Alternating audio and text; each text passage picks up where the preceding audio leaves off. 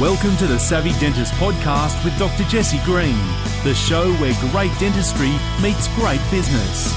Listen in each week as we bring you an inspiring person who will share their story, ideas and business techniques to help you create a practice and a life you love. And now introducing your host, Dr. Jesse Green. I want to introduce you to Tony Bradshaw today, and Tony is an expert when it comes to personal finance and coaching around that, helping people become millionaires, basically. His story is really one that's compelling and interesting and fascinating. He talks a lot about the mindset of becoming a millionaire, being clear about your vision, the steps on how to do it, but also I think what's interesting is the purpose of it as well. And it's a really interesting and fascinating conversation. Tony is a really generous guy, and he shared so many good things on the podcast that I know are going to be helpful for you in your own journey to create wealth. And without any further ado, here's Tony Bradshaw. I hope you enjoy this as much as I enjoyed recording it for you. Tony Bradshaw, welcome to the Savvy Dentist podcast, coming to us all the way from Nashville. How's things over there, my friend? I'm doing well, Jesse, doing well. Glad to talk to you tonight. Tony, you're very well known as a personal finance coach. You've been working in the personal finance field for a lot of years, but I know that hasn't been your entire professional background. I'm curious to ask, how does one find their way into the finance world when you didn't start out that way? What's the backstory there? Yeah, I actually started out as an engineer. I went to school for engineering, loved it, loved making things. I'm a problem solver. Engineers are problem solvers and math guys, so that's what I did. And then, got my job first cut job out of college. And, I had my financial awakening. You and I were talking earlier, but I didn't mention this. But at 25, I got my first W-2 out of college, and I made $39,000. Of course, that's USD. Yep. And I was pretty shocked because I knew I didn't have much money in the bank, and I was living at home with my parents in a studio bedroom apartment. So because I had that much money, but I was somehow $16,000 in debt, I knew there was a problem. And I looked around and just said, you know what? I've got a computer that I financed. I've got a kick-ass stereo system, TV, electronics, because I always very futuristic, right, Jesse? So I'm like, I'm going to get married one day, and I think my wife is going to bring the furniture, and I'm going to bring the electronics, and that's going to be a perfect balance. And that's exactly what happened. My wife brought the bed, she brought the couch, the sofa, and I brought all the electronics. So it all worked out. And but that was my life. I had a car note, $315 a month, which is nothing today, but back then it was a lot of money. And I knew something was wrong, so I started realizing I've got to change. What I did last year when I was 25, I can't do ever again. So I started studying money, learning about money, reading books, reading all that kind of stuff, and then very quickly decided, you know what? I think I can be a millionaire one day. And I think I can do it by the time I'm 15 because I laid out a plan. I'm a planner. I said, this is what I learned. This is what I need to do. This is what I'm going to execute. And I put a spreadsheet together. Love spreadsheets. Engineers, they go hand in hand, right? Yeah. And I figured out it'd take me about 15 years with my financial plan to become, I call them millionaire plans. I don't like financial plans. I like millionaire plans. And was able to hit that number. And then along that journey, things changed. So I left the engineering field right around 30, went into but went to work for a gentleman named Dave Ramsey. He's a big personal finance guy here in Nashville, Tennessee. But I went to work for him, made the shift from engineering into the digital age, into technology. I loved doing computer stuff. I love computers. I loved databases. I love the internet and what you could do with data when you could share information with other people that you never even met. That was just so impressive to me. So it mesmerized me, and I made a career shift, and then had a good 15-year run with Dave Ramsey. Left there in 2016, took a break, hung out with my kids, bought some property, and just relaxed a little bit. And then at the end of that year that I had left, we had it was a traumatic time for us, Jesse. We had not only did I lose my job that year, I did get, as I tell people, I got voted off the island. We lost my mother-in-law to cancer in July. Turned around, found out my mom had cancer in August, and she passed away in November. So we lost my job, my mother-in-law, and my mom all in the same year. It was a very tough time for us as a family and with my wife. And then at the end of that year, I got a call from another guy that was in personal finance out in Salt Lake City, Utah. And I went out there and spent about 5 months. And you talk about turmoil. I lost my job with Dave Ramsey in May of 2016, took this new job, 2 months after I got there, I found out the SEC had the guy under investigation. Oh, And the owner, yeah. And I decided to stick it out, and that lasted till about May 31st. And so May 31st, I was, that job ended too, not through any fault of my own, just they ran out of money, and probably rightly so. But what happened was, working for him in those 5 months is when I realized that I had my own vision for personal finance and what needed to be done in people's lives. And that was the beginning of that. So that gave birth to the Millionaire Choice book, Millionaire Not You Can Choose, because I do believe, just like my story, I decided I didn't want to live a broke lifestyle like my parents. I wanted to live a different lifestyle. So I made a choice to become a millionaire. And then I share that with people. And then that became my podcast, which came out in 2020, which is also the Millionaire Choice, but it's called Make the Choice, Create Your Plan. So because I believe that's what I did when I was 25. I made my choice to become a millionaire, and I put a plan behind it, and then I executed that plan. And that's what I teach people today. I should tell you, I remember very vividly the day I made my choice. I was 6 or 7 years old, and I remember one night I woke up and I could hear my mother crying, and she was sitting outside the bedroom. My bedroom was very close to the bathroom.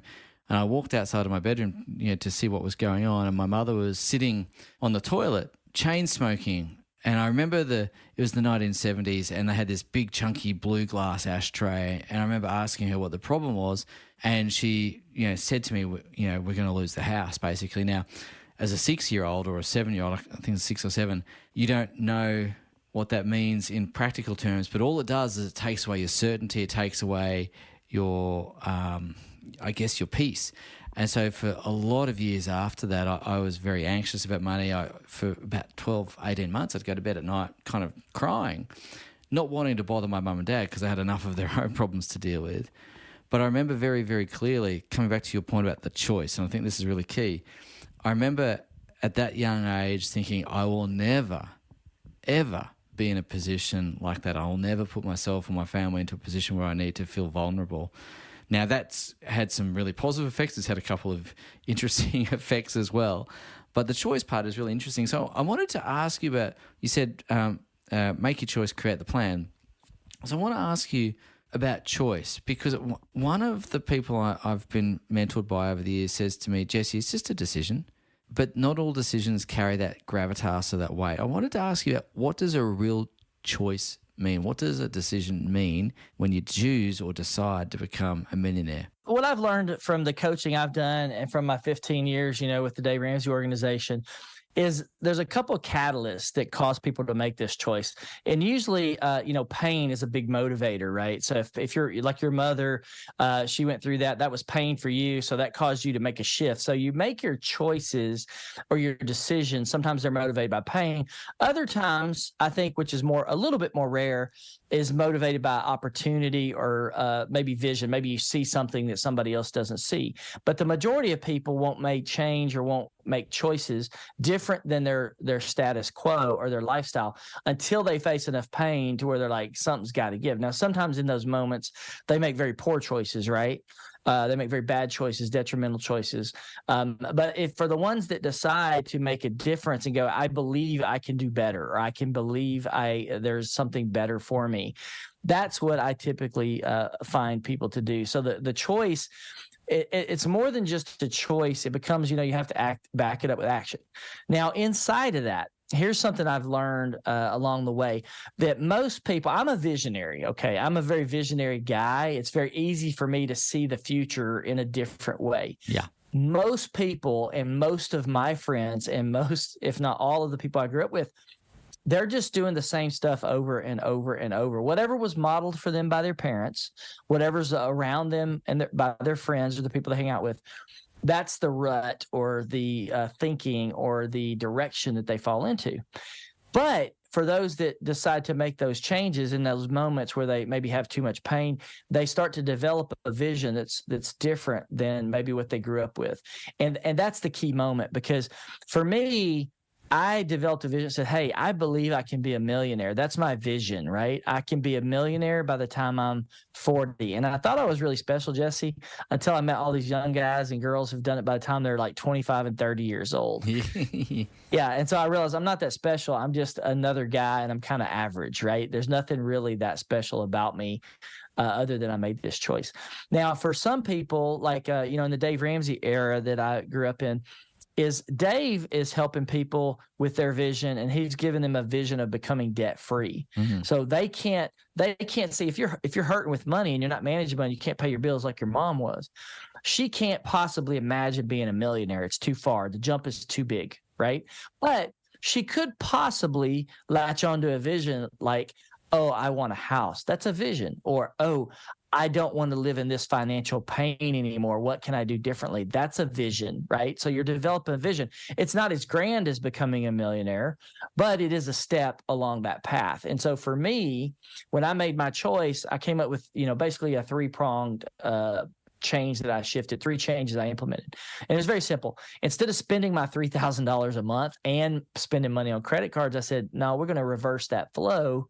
We're going to get my money flowing in a better direction, because right now all my money is flowing away from me. So let's just reverse the flow. So what I did is I said, you know what? Instead of living and spending $4,000 a month, I'm going to live on $1,000 a month. And that's what I'm going to live on. And then I'm going to take $1,000 and pay off debt, which at that point I had a little bit of credit card debt, about $2,000 or $3,000, and about $13,000 on a car note. And I'm going to put $1,000 a month towards that. So it took me about 16 months to pay that off, because I was very aggressively paying on. And then I took about $1,000 and made investments. And my investment strategy back then was pretty simple. It was about $500 a month into mutual funds and $500 a month into stock investments. And I was doing more like tech stock investments. That was all my plan was at that point. Now, today I'm much smarter because I've got another 25 years of learning that I've done. But that is all it took for me to get started and get going in the right direction and to become a millionaire. And at 25-year-old, right? So a lot of times we discount youth, older people discount youth. But the reality is you don't have to be a rocket scientist to figure out how to build some wealth. You just have to, follow the principles, implement the strategies, have some self-discipline. And, there's a couple set things that you have to do, and it kind of naturally occurs. You don't have to be greedy. That's another thing people think. You got to be like chasing money or be greedy. You don't. It's just a set process, a set behavior patterns, and then this wealth will, naturally occur. It's really interesting. When you spoke about reversing the flow of money, it sounds like when you said, I'm going to live off $1,000 a month, I'm going to invest $1,000 a month, I'm going to pay down my debt aggressively with the $3,000 a month. What's really interesting is you've set that strategy, you've set that, it's almost like a game to yourself, right? How can I live on $1,000 a month, right? How do I become clever about this? How can I make that work? And I remember really interestingly, this is going back, I'm dating myself. I think it was 1996. But in 1996, I remember in my wallet, I had, when you open up your wallet and you've got a photo of your driver's license, I remember I took my driver's license out of there and I put it somewhere else. But in the place of that, I put my savings target in there. So every time I opened up my wallet, I'd play a game with myself and going, oh, do I really need this? Or do I think I just close my wallet and think about it for a little while longer? And if I really want it, I'll come back and get it. But maybe after a while, the impetus for that will pass and I realize I don't want it. And I think for me, making a game of that and seeing how you can do that is really important. And I'm curious, what were the sort of things you did to live on $1,000 a month? Because you've basically living on a third of your income at the time. And yes, the numbers change these days. You'd be earning more than $39,000 and all that sort of stuff. But it's still an interesting thought process. So I'm curious, how did you play that game with yourself? Yeah, I think for me, I just quit spending everything. I mean, it was like, don't go buy electronics. I didn't need a new stereo every month. I didn't need a new set of, $1,000 speakers. I just stopped chasing stuff. And I'm just like, I don't need that. I don't need it. I filled my time up with other things that I didn't need to spend money on, because that's part of it is, idle hands kind of go find things to do, right? So I filled my time up with, activities like soccer. I worked on cars. I played games. Unfortunately, I started playing video game habit in my 20s, but it kept me from going out and spending a bunch of money because my time was getting sucked up with other things. And I learned a lot. Like I read a lot of magazines, a lot of computer books and stuff. So I learned a lot. And, that's a key element in your behavior pattern. What you're talking about is changing behavior patterns, Jesse. And one of those for me was you got to change a behavior pattern. You got to become a lifelong learner. And you either have to learn a skill that actually, pays dividends for you long term, or you learn financial investment strategies. And you have to learn this stuff consistently over time. I don't know what the educational system is like down in Australia, but here, it's K through 12. So you get 13 years of education. And they only implemented financial literacy just a few years ago, not too long ago, but you only get like one semester. Oh, wow. So you get financial literacy. So when you look at that and you go, I'm getting 13 years of education, I'm getting half a year of financial literacy, but I'm getting 13 years of math, English, and science, right? So you have to go like, okay, what's more important in the scope of things? Like my daughter, she'll never do more than like 6th or 7th grade math after she graduates. So why is she taking algebra? Why is she taking trig? That's nothing useful for her. She's not even good at it, right? So you're forcing a child to learn something that's utterly useless for them in the scope of their lifetime, when they should be using those years to use like studying money. Like you should literally get an entrepreneur and financial class from K through 12. That's part. So since we miss that as young people, when you are an adult and you go, I want to be a millionaire, I want to build some wealth, I don't want to be broke the rest of my life, I don't want my children to be broke, right? So I got 6 kids. I'm like, we talk about money in this house, right? And I'm like, hey, you guys are all 10 years ahead of me. I didn't start learning about money. I was 25. You guys already understand the principles of no debt. You don't use debt, right? You go make money. They're way ahead of me. It wasn't until I was, out of college, before I had $5,000 in the bank. All of my older kids have all had $5,000 in the bank by the time they're 16, 17 years old. Yeah, so that's a different lifestyle. Some do more than that, but those are things. But back to what you were saying about the habits. One I haven't done, which I need to do, but I've heard it taught, is just put $100 in your wallet and don't spend it. And see how long it lasts, because the discipline of going, I don't spend that money that's in my wallet. Now, what I will tell you alongside the habit is, like, if you spend, we use plastic these days. It's not currency. It's not cash anymore. It's plastic. Statistics show that people spend something like, 17, 18% more when they spend with plastic. And I know I'm guilty of that. It's just, you swipe it, you put the appetizer on the menu, just, bring me that, bring me this, then you just swipe it. And we're becoming, I hate to say this, it's being done very strategically, but when you look at the evolution of money, to go from hard money like gold and silver that was in coins, then you disconnected that in the States anyway, from cash, because cash used to be gold backed. Now it's not been gold backed since like the 1970s. We put the petrodollar in place. Now that cycle is ending, right? And now you hear all this central bank digital currency stuff coming out, which is still yet another separation from us and the money that we use, because now it's not even the physical realm anymore. It's not even real. It's actually digital. It's ones and zeros. So, and that's all of this financial stuff the whole design, the whole system, it's all being done that way. But you have to understand that, because your mind and your physical, who you are as people, we're being disconnected from that money, and that can make it almost feel like it's not real. But let me throw this at you, Jesse. This is a learning I've kind of come up with myself. But I'm gonna ask you the question. Let's see what your answer is. What is money? Well, I guess the textbook answer is a means of exchange, right? And so I'd probably default to that, but I've heard it described in other ways too. I've heard it described as an idea. I've heard it described as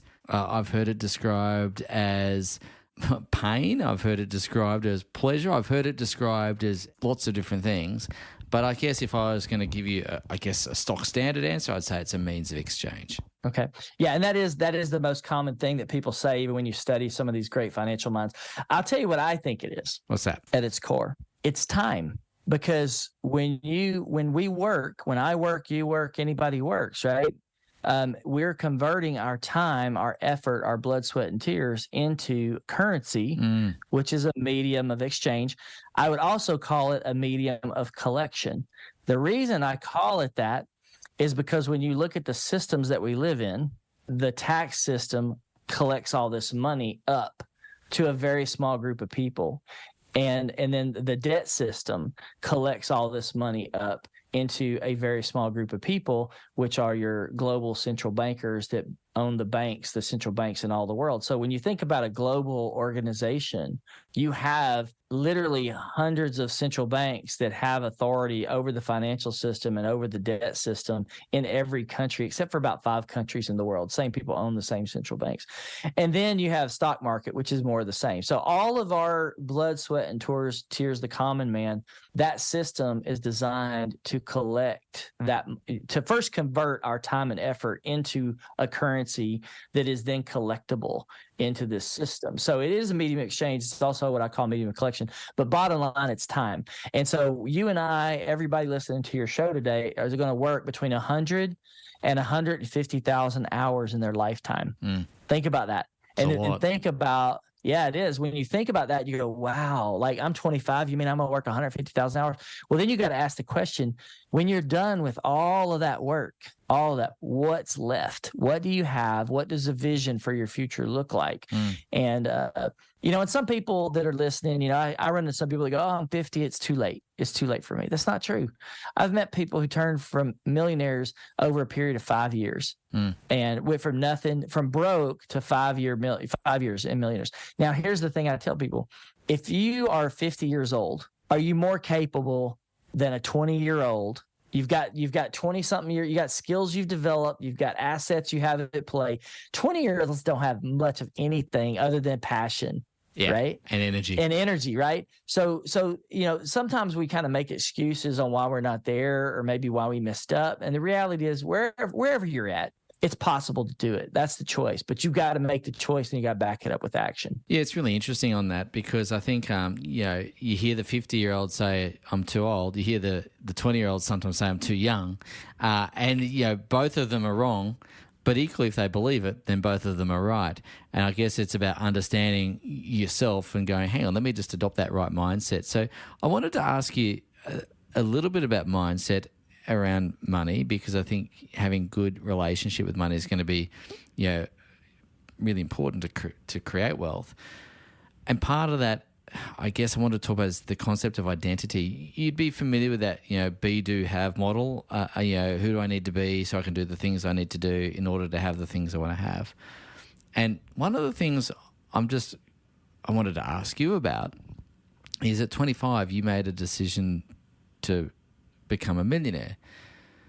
My contention is, or my hypothesis is, that you were a millionaire internally before you were a millionaire externally, if that makes sense. You had developed a millionaire mindset, you developed millionaire habits, and eventually the $1 million became a reality. So I wanted to ask you a little bit about identity and mindset and how to create those around wealth. Yeah, I think that's a great question because, in my book, The Millionaire Choice, a lot of financial books, they talk about finances, right? Yeah. In my book, it didn't start out with that. It started out, the first key is called develop strong character because I don't believe you can build or keep wealth unless you have strong character. Yeah. My parents were not wealthy. But what I did learn from them was strong character, which I just focused on 5 dimensions of character, which were integrity, responsibility, self-discipline, work ethic, and focus, which are the 5 character traits. They taught me a lot more, but in a book you can only fit so much. But those 5 character traits meant a lot to me because I learned them from my mom and from my dad. Yeah, they taught me nothing about money except how to blow it, spend it, and not have it. But they taught me a lot about identity as a person and hard work and ethic. My mom sometimes was working 100 hours a week to put food on the table, and she was robbed by gunpoint like 6 different times on the job where she worked. And so she was very committed to our family and very driven. My dad was, worked extremely hard as well. But yeah, your mindset's right. So I had no, I would say that I did not have a millionaire mindset. I had pieces of millionaire traits is a better way to say it. So those character things were big ones. Another one that I'm very big on is about learning, right? So you have to be, if you want to be successful, you have to become a lifelong learner. And that's something I did very well. As a kid, I would be at my mom's convenience stores a lot of time, like get off the school bus, catch a school bus. And so I had to park my butt, at the convenience store for hours a day sometimes. And she had a magazine rack at the store. So I would read everything that was allowable for a young kid to read on the magazine rack. Yes. And, that's where I learned how to work on cars. I rebuilt my first car engine when I was about 14, 15 years old. Rebuilt the engine. That's what got me into engineering. But, you could say that led me down a path, but it was that learning principle. I also learned how to bass fish from magazines, and then taught the neighborhood kids how to bass fish, right? They started implementing what I learned through the magazines, and I would teach them, and then they would go fishing and then come back and say, I did what you said, and I caught this fish, and it was this big, and, so that was a big one. So that's why millionaire key number 3 is get money smart. You have to be a lifelong learner. If you want to be good with money, you got to study money. It's a given. You have to do it. And then the third key, which I think is a big millionaire trait, is you got to maximize your time, because we all have the same 24 hours in the day, but it's what we do with that time that determines a large percentage of where we end up, right? So if you look at people that are in poverty, a lot of times they may go work really hard at work, give the 8-hour, 12-hour days, but then when they come home and don't do anything really useful with the rest of the time that they have available. And if they would just take that time and go, you know what, I'm going to read Rich Dad, Poor Dad by Robert Kiyosaki, or I'm going to read The Wealth of Nations, or I'm going to read, another one, Think and Grow Rich by Napoleon Hill. But these things that reshape your mind, which are what you say, those are the habits and the traits. But then when you start reshaping your mind, you start rebuilding your mind in a different way. And like I said here, our school system, I forget who it was that said this, but I think it was Rockefeller, what a guy, right? He said, I don't need a nation of thinkers. I need a nation of workers. And so they didn't build a school system to create the most intelligent people, thinkers, problem solvers on the planet. They needed worker bees. And so that's the school system that they built. My daughter, she's 15, sent me this thing the other day, and it was very interesting. They showed a phone from 100 years ago, Jesse. Yeah. And then you can imagine what that looked like. Yeah, big and clunky. And then a phone today. And then it showed a car from 100 years ago. And then a car today. And the evolution that those things have gone through. And then it said, this was a school system 100 years ago, a schoolroom. This is a schoolroom today, and they looked exactly the same.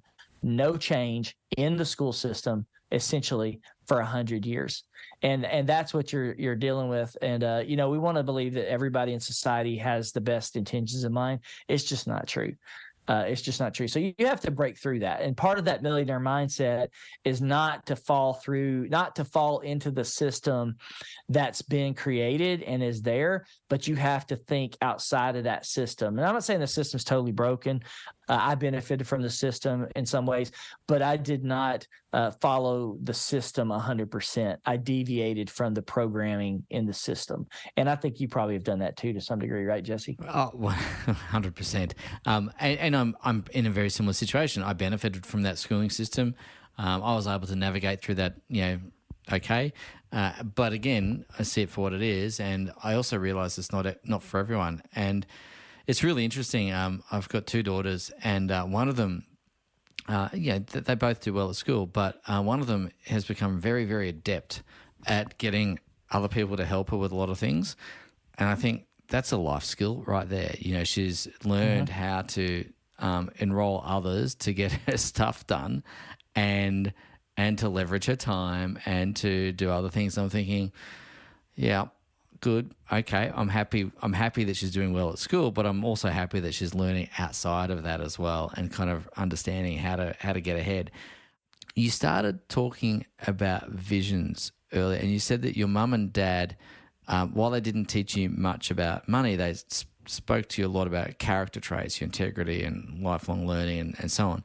My mum and dad didn't teach me much about money either. They did teach me about good values, but the thing that my mother did give me was this ability to dream big dreams. And I think that's probably one of the greatest gifts she's given me. And you said at the beginning that you don't think everyone's like that. And I've only recently discovered that. I don't know why I didn't know that. It's just a gap somewhere in my learning. But I wanted to ask you about the importance of dreams, why not everyone does that dreaming or visioning. Again, how to perhaps start that journey for those that want to. Because I think it's really important. Yeah, that's a really good question, Jesse. And I don't know that I have like a perfect answer, but I'll take a stab at it. Like we said before, Rockefeller, mentioned him. He and his cronies, the people that are with him, the power mongers of the planet, if you want to call them that, they want worker bees. And, there's another word I won't use, but you can imagine what it would be. So the system is set up to create that type of people. Though that system doesn't teach you how to dream. It doesn't have, because dreamers will reshape the system. Dreamers, a nation and a globe of dreamers will reshape that system for the betterment of humanity and mankind, which does not benefit the people that are in power. Because when you have a group of people that are financially free and you have a group of dreamers, like a planet full of them, you don't have the problems that we have today, because they are actively solving those problems. The illusion that we have as humanity, both in Australia, the United States, we are fooled into believing that everybody wants the best for mankind, and it's just not true. The best for mankind does not keep the people at the top in power. So that's my outside influencer answer. The system doesn't want dreamers, because dreamers disrupt the power structure. Okay. Now, outside of that, I think you're very right. Like my mom, when I think about her, the environment that we grow up in, your mom, maybe she didn't provide certain things, but she gave you the ability to dream big. You could imagine.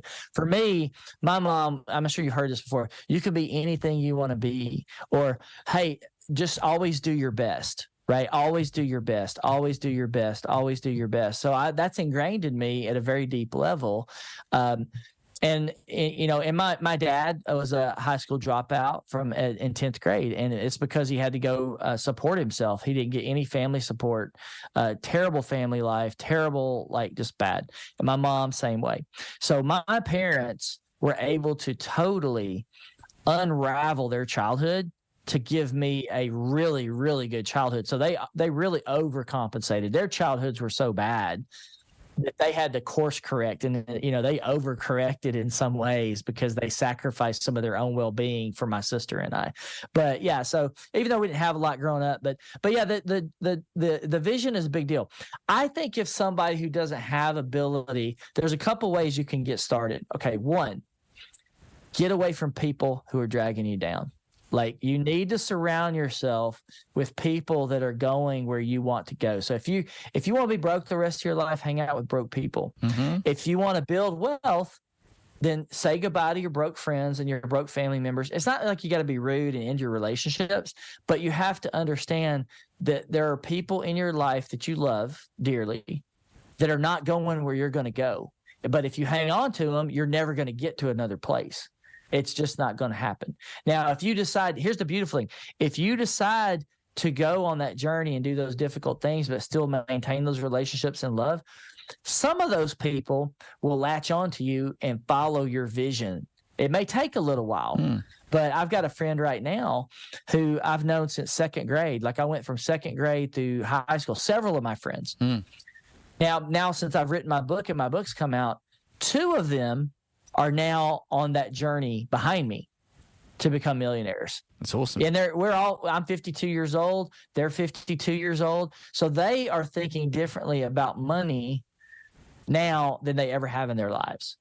And it's a really fun thing to watch. But if I had not been brave enough to leave some relationships behind, to step forward, then that would never happen, because you really can't control the other people. You can only control yourself and your own environment. But yeah, so get around good people, get into some groups. I call them find a money mentor. So somebody that's going to reinforce your thinking, people that you hang out with, people that you fellowship with. If you're going to the pub with your drinking buddies and they're all broke, they're probably going to be broke for most of their lives. You're just going to, that's the life you're going to live, right?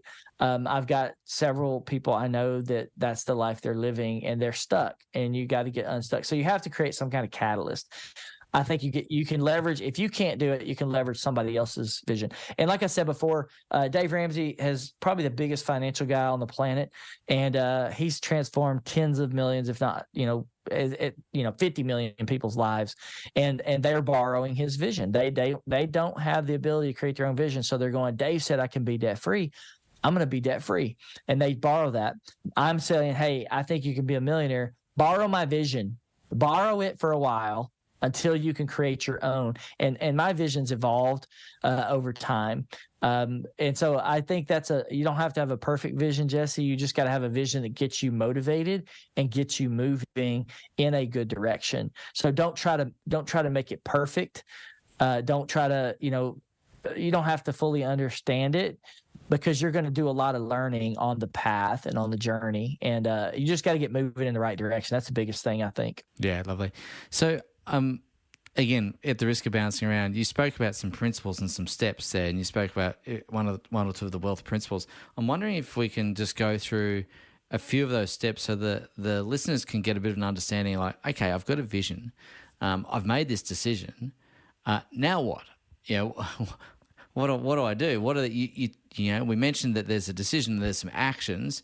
What are those actions? What are those steps to be thinking about and putting in place as they go about transforming their lives from a financial perspective? Yeah, I'm going to give you a couple things that I actually haven't written on yet. I'm going to give you what's in my book, but I'm also going to give you some other stuff that I'm kind of learning, because the book's 5 years old now, right? Yeah. So the first thing I would do, we talked about vision. You got to have vision. You got to shift your mindset, right? So you got to change your mindset. If you're thinking small, you got to think big. You got to think can do. You got to believe in it. You got to believe in what you're doing. So those are kind of what I call mindset. Call them your financial awakening, right? I don't want to live this way anymore. I'm ready to live a different way, right? So stop spending all your money. That's your shift. That's your consciousness shift that happens. After your consciousness shifts, and you shift into this, I'm going to do this, I can do it. Then you have to build what I call your foundation. And your foundation really is a couple things.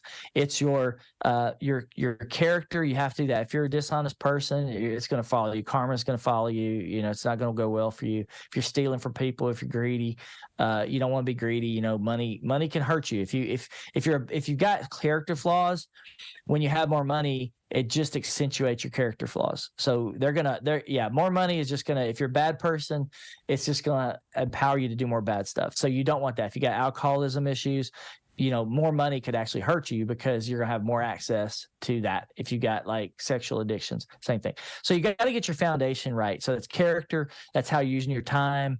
That's you got to get money smart. So you got to start learning about money. You have to learn some principles. So you got to take some time to do that. Get into a habit of learning.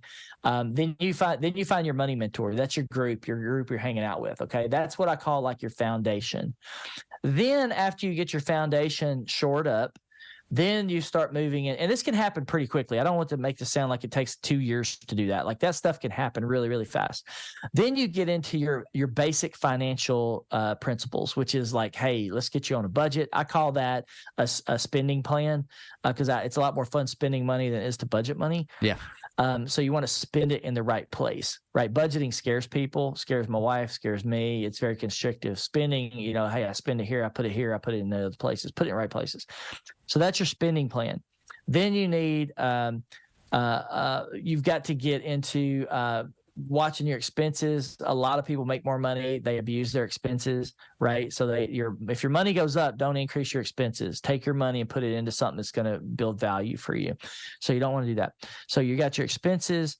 You've got your debt, right? What are you going to do with debt? So I prefer to not use debt to build wealth.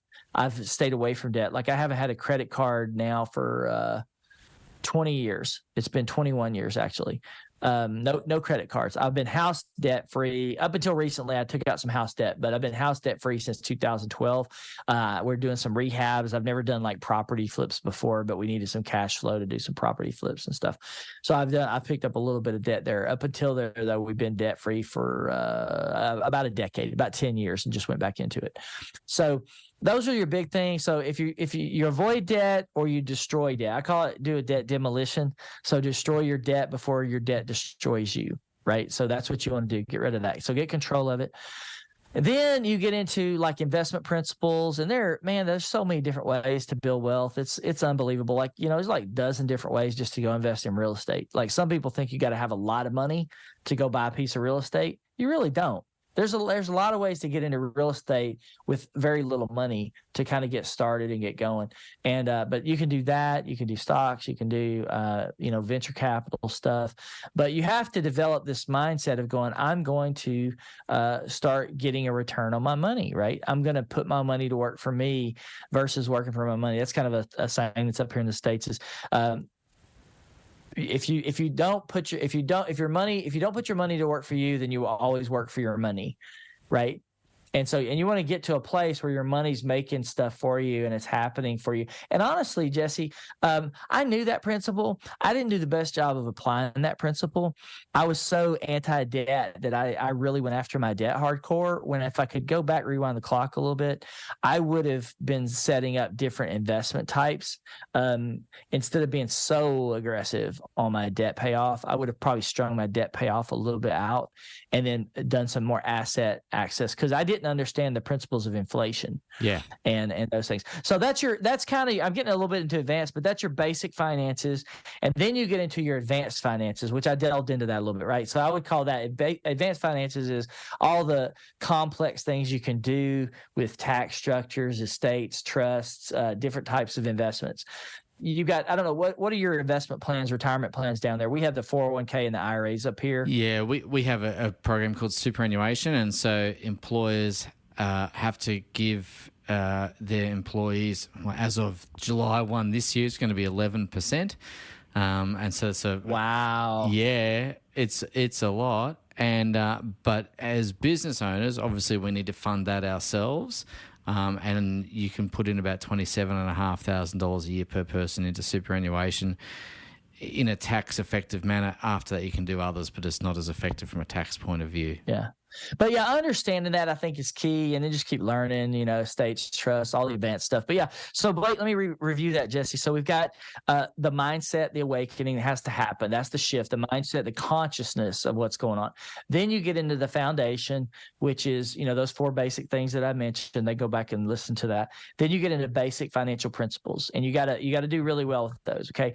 Most people, at least up here in the States, don't even master the basic financial principles, and they skip the mindset. So they don't do the mindset, they don't do the principles, and that's why you're on like this gerbil wheel, like your whole life. It's like I said before, 100 to 150,000 hours. That's what you're going to work in your lifetime. So what are you going to have after that? If you just save $1 an hour, right? It's 150 grand, like $1 an hour. If you save it, and that's if you don't make any like investments off of it. So, it's everybody in my mind, Jesse, this is something I'm trying to teach up here.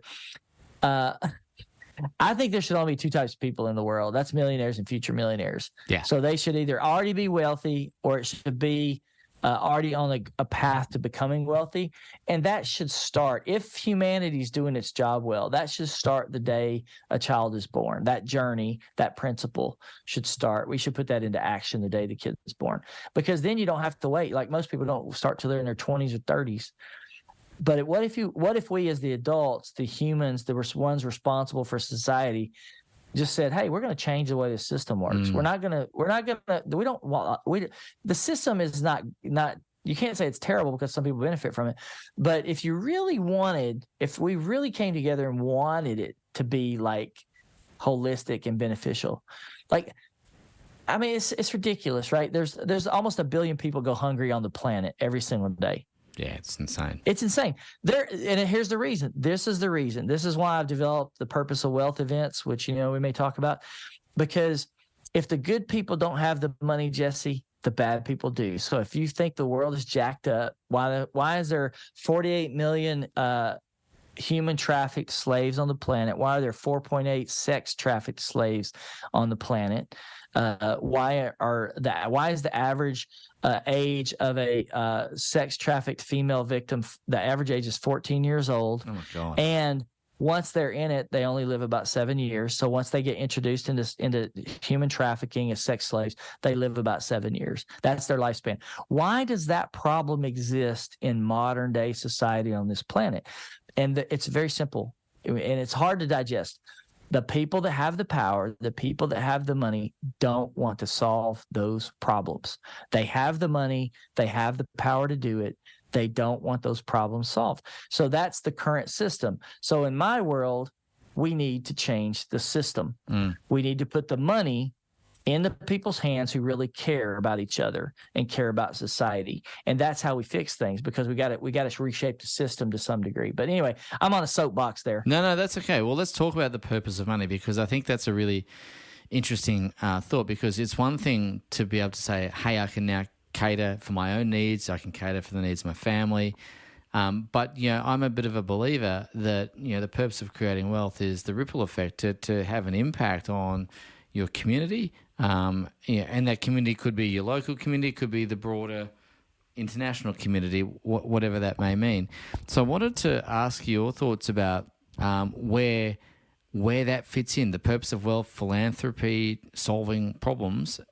How does that show up in your space? And again, what I'm trying to bring out of this conversation is using money as a force for good. I know a lot of people have some negative views about money and so on, but I think money is a really useful tool. And I think it's a tool that can be used for great purposes. If we can accumulate enough and deploy it wisely, then that's great. So what do you think about when you're talking about the purpose of money? Well, I'll start with where I grew up, because it has been a consciousness shift for me. I've never chased raises. I've never chased money. I've never sought after it. I just kind of oh, this is the system. This is how you do it. This is how it works. It's never been like a greed thing for me. So I've never asked for a single raise in my entire life. Money's just kind of always flowed to me. So I'm a churchgoer here in the States. So we're taught a principle called tithing, which you give 10% to your church. And that's what I did. That was I was expected to do. And that's what I did. And here's what I saw happen to me in that time frame. And I can recommend a book to people who want to investigate this more. As I had more money, I personally experienced God coming and asking me to give it away. Wow. And there were times where I would hear someone speak at my church, and my wife and I have a system. And we had a minister from Lima, Peru come in one time here in Nashville. And I'm sitting there listening to this guy. I'm like, I'm supposed to give this guy some money. And I text my wife and I say, hey, I think I'm supposed to give this guy some money. And I'm like, she's like, how much do you think you're supposed to give him? And I'm like, $10,000. I think I'm supposed to give him $10,000. And I went down to this guy after he spoke, and I waited for him because all these people wanted to talk to him, And I went down and talked to him afterwards, and I said, hey, the Lord told me to give you this $10,000 check. And he starts crying, and he says, I've not told anybody this, but we bought land to build a new building in Lima, Peru, and we were facing so much opposition by the government that I just doubted on whether or not I should be doing this or not. And I prayed I needed something like some kind of affirmation to go back and go through this fight, back in Lima, Peru. And I'm like, well, here's this somewhat sizable check. Now, what was interesting is, there have been several times like that in my life. As my income went up, as I had more, the checks got bigger. So that's been my experience, is that I've been tested with wealth for the betterment of mankind and for the betterment of people. Now, here's where that shifted for me a little bit. I was taught the tithing principle, and that's what I grew up with. Since I've become a financial teacher myself, I've got an event called The Purpose of Wealth, which says enjoy life, help others, and serve God. It's a threefold purpose of wealth. So, yeah, you're supposed to enjoy your money. Do it. But don't neglect people that need it. There's 147 million plus orphans, single parent orphans on the planet that need help. I talked to a lady last night for 6 hours. I was on the phone with a lady, Tammy Devine. She was an African woman, born on a mud floor in an African hut and I forget the country that she lived in, but she was born there. She had 4 siblings. They all passed away. Like, she's the only surviving child of that family. And her mom passed away when she was 6 years old, and her dad abandoned them even before that. Wow. So that's the hardship that this wonderful woman grew up in. Now, she's amazing to go through that, to go, wow, she came from that and to who she is today. That's amazing. But we need that. We need that money to help people who have those needs, because everybody is a wonderful, precious life, and we've all been dealt different, cards to work with. But the purpose is something that's developed for me beyond like tithing, beyond just giving. Like, that's how I used to think. Now, what it's done for me when I've embraced a purpose behind my money, it's why do you work? Why do you really go to work? Ask yourself that question. Why do you make money? Like, why do you make money?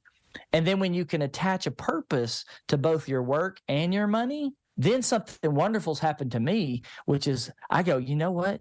I have a responsibility to go make as much wealth as I possibly can, because that money is a tool that I can use to go help people in, whether they be in Africa or across the street in my own city, right? There are people in need right around the corner from where you live. Like, everybody listen to this podcast. So for now, that's a shift for me. Now, I will say this. I've interviewed about 120 people on my own personal podcast. I've probably talked to less than 5% of those, or 10% of those, that actually put purpose behind their money. Like, they do good things, but they haven't yet made the consciousness shift to a purpose behind the money that they're making. And that's something that I think is very powerful once you start making that shift. It's not just, hey, I've got money, let me go help somebody.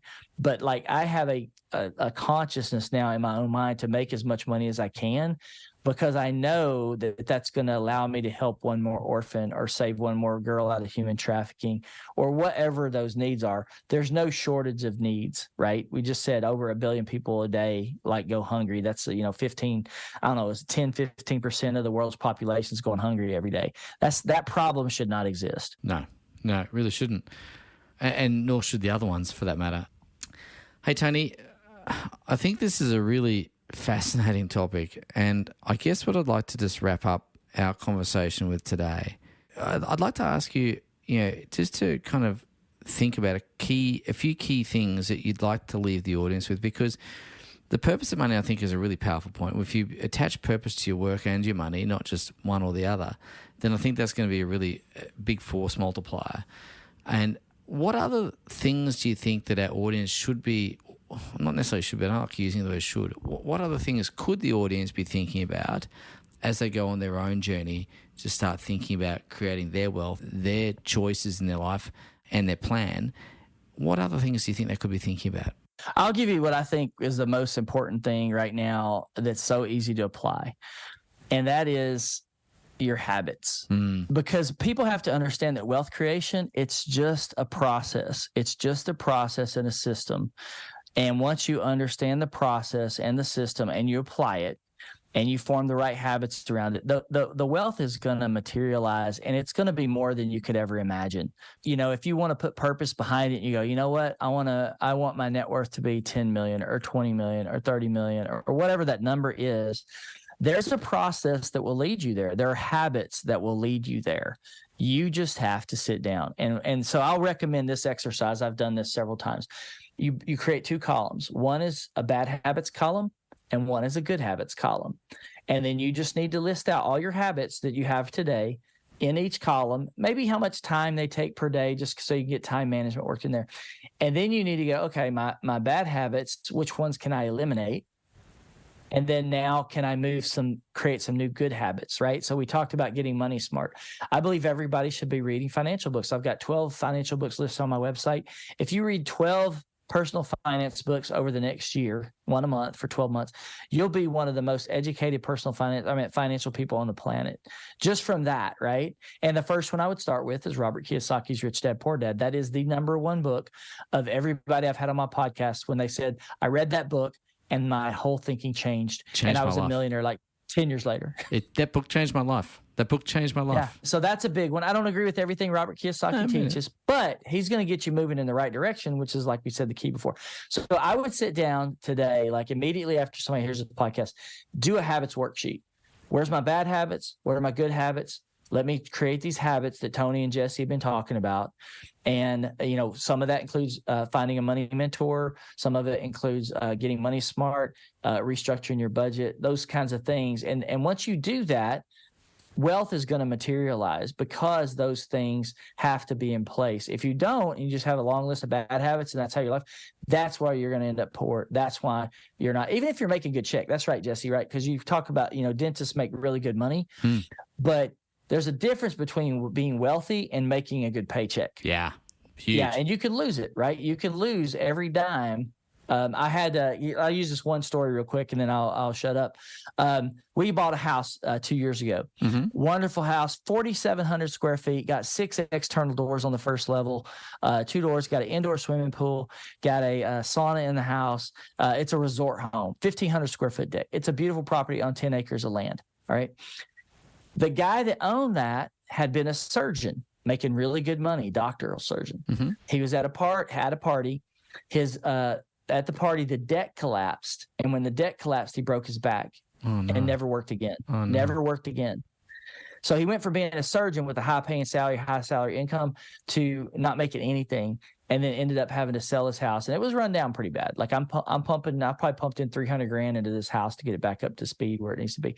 But you can't take for granted where you are today. So you really need to go, okay, I need to prepare for tomorrow, not out of fear, but out of intelligence, out of stewardship, out of just good. That's a good habit to go, hey, I'm going to prepare for the future. And as you do that and you attach purpose to your money, then if you have more money than you need, then it just allows you to do more of those 3 things like we talked about earlier. Mate, that's fantastic.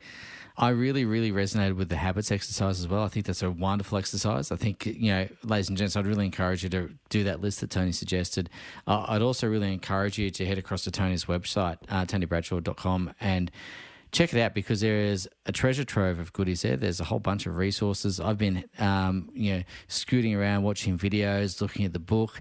Which is great. So just avail yourself of those resources. We'll put the links in the show notes so you can find that easily and streamline that process for you.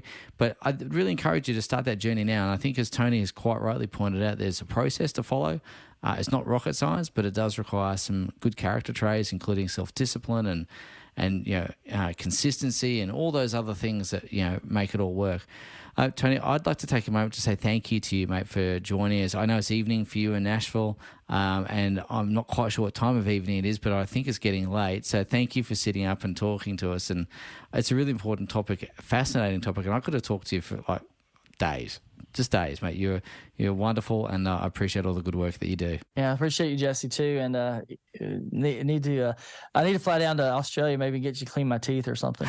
All right. It's been a while since I've picked up a scaler, mate, so I might have to refer you on to someone a little more current than me, mate, but we'll get it sorted out. All right, mate. Listen, lovely to talk to you, and we'll talk soon. Thank you, Jesse.